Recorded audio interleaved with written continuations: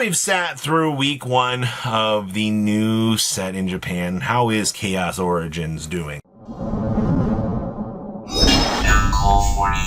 So make sure you guys smash the crap out of that subscribe button here so you guys don't miss out on more Oz content. So I've had enough time now to sift through everything.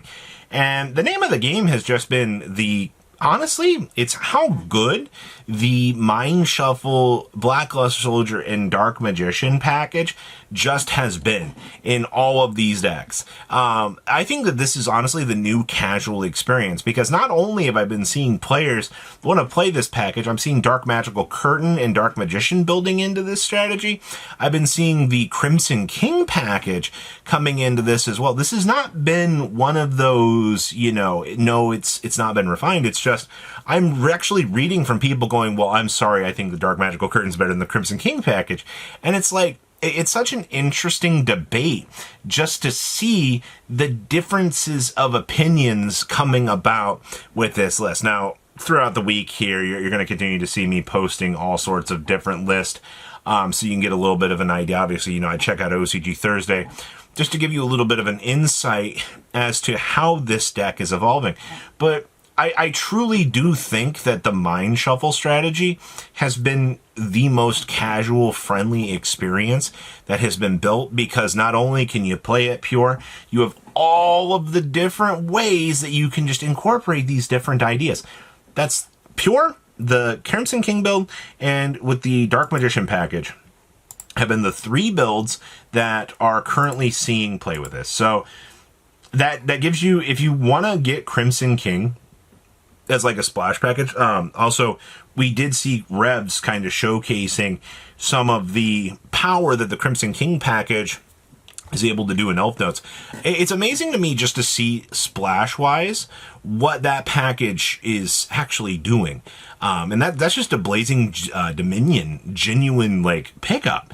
Is like, if this package, getting a Crimson King now means that I can play it all the way up through Chaos Origins and build it in to, the Mind Shuffle deck, then that seems like it's absolutely worth it in every sort of way. Now, the rest of this set is not doing so hot.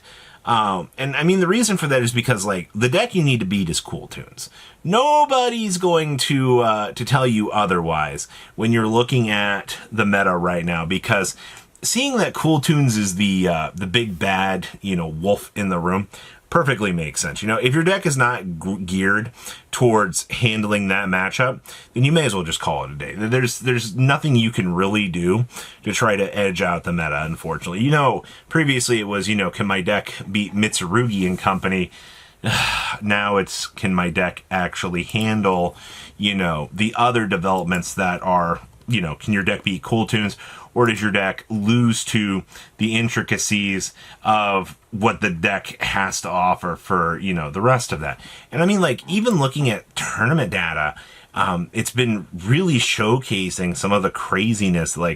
Cool Tune is still going around. Also, I do need to, I'm going to have a tier list, or the top 10 decks coming up in the next day or so. I do need to toss in Power Patron into this video to talk about, because I was reading some OCG players being like, TCG players not even mentioning Power Patron is a crazy thing.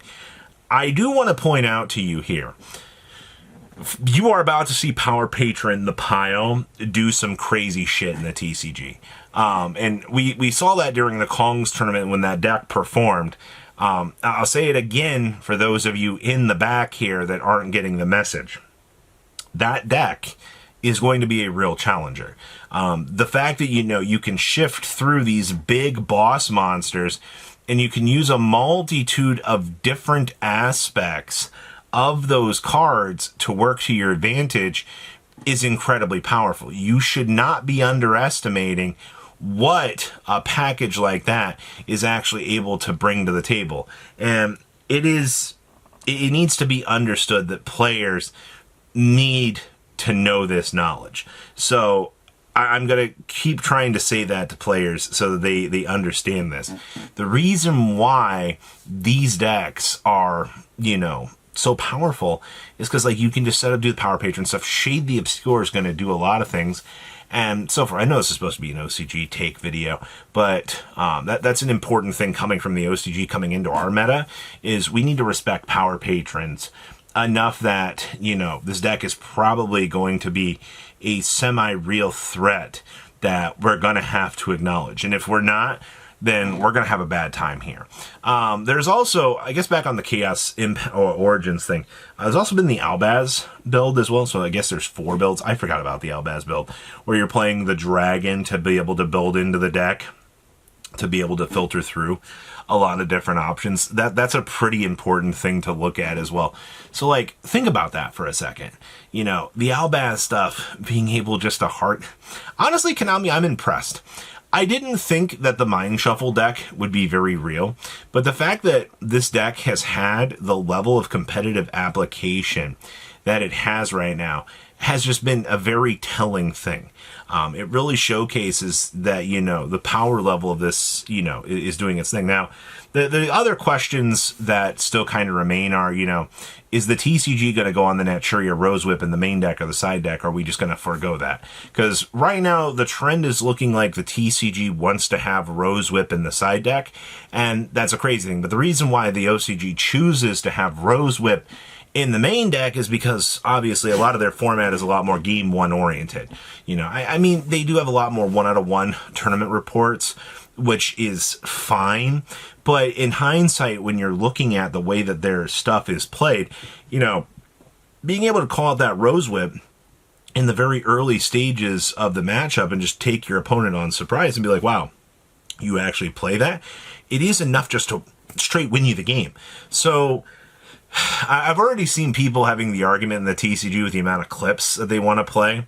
Obviously, you know, it's going to come down to your player preference. You know, I also had a friend go, if you're playing not 3 clips, you know, you're doing it wrong. Having that bias built up is something, but as the decks kind of evolve and you kind of start to see, there are differences within these metas, you know, that's a thing. I guess also the other thing I can tell you is, I've had a lot of people kind of ask, you know, is Harmonia going to be a card that you're going to need to have? You know, truthfully going forward, do I have to spend the money to have Harmonias? And looking at a lot of the future structuring, looking at a lot of the future rogue decks, especially into Chaos Origins, Harmonia is still present. It is still such an incredibly powerful and strong card across the board. And I know people don't want to hear the fact that they might have to shell out, you know, $300+ to get a staple card. And, you know, that also builds, you're going to have to get a Malong, Pack, Bit, Omega. You know, your deck has to get these additional cards to be able to support this. So it ends up being more money on top of that than you initially want to spend. And the reality of the situation is the OCG is playing it in so many different things, it's kind of crazy. TCG, you might be able to cope for a while, but I think the reality of the situation is you're probably going to crack through, and you'll probably see you'll be left in a situation that if you have Harmonia, you'll be in a better situation than not. But for now, Chaos Origins, the impact on the Mind Shuffle deck has been great. Cool Tune is still the deck to beat, though, but, you know, it's good to see the different camps in this build evolving and so forth. Evil Swarm, excuse me, I say Evil Swarm. Phantom Knights has also been an interesting challenger. Through the week tournaments here, I've seen more Phantom Knights starting to show up.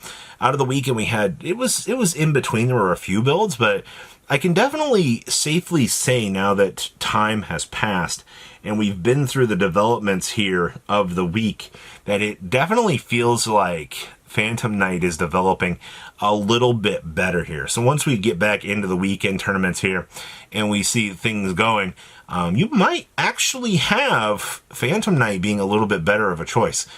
You can honestly think Griffin Rider and a lot of the rest of the deck's packaging that it has actually just kind of helping it out be a little bit more consistent in that regard. But my thoughts on Chaos Origins are shifting. I mean, very, very, very 2 days in, it didn't look like it was doing anything.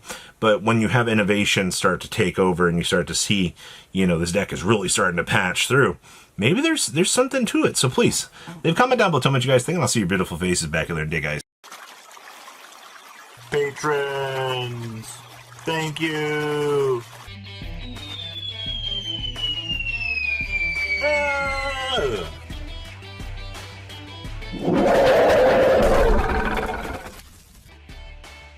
Thank you so much for watching. Check out these other videos.